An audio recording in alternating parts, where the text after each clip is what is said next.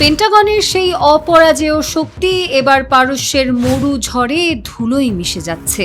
The new York টাইমসের চাঞ্চল্যকর রিপোর্টই হয়তো ওয়াশিংটনের বৈশ্বিক সাম্রাজ্য পতনের এক আগাম দলিল। যখন তেহরানকে দমানোর নেশায় বুঁদ হয়ে আছে হোয়াইট হাউস, ঠিক তখনই এশিয়া আর ইউরোপের প্রতিরক্ষা ব্যূহ ভেঙে অস্ত্র সরাতে বাধ্য হচ্ছে পেন্টাগন। সুপার পাওয়ারের অস্ত্রাগার কি তবে এখন রিক্ত ভাণ্ডার? নিউ ইয়র্ক টাইমস বলছে, ইরান যুদ্ধের পেছনে প্রতিদিন ওয়াশিংটন স্রেফ বাতাসে উড়িয়ে দিচ্ছে $100 কোটি। এ পর্যন্ত প্রায় $35 বিলিয়ন সলিল সমাধি ঘটেছে ওমান সাগরের লোনা জলে।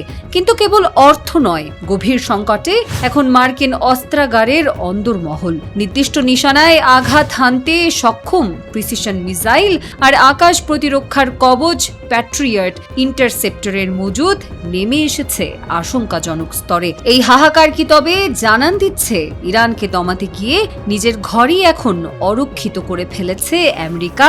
বিশেষজ্ঞরা বলছেন, এশিয়া আর ইউরোপ কমান্ড থেকে তড়িঘড়ি করে অস্ত্র সরিয়ে মধ্যপ্রাচ্যে পাঠানো এক আত্মঘাতী সিদ্ধান্ত।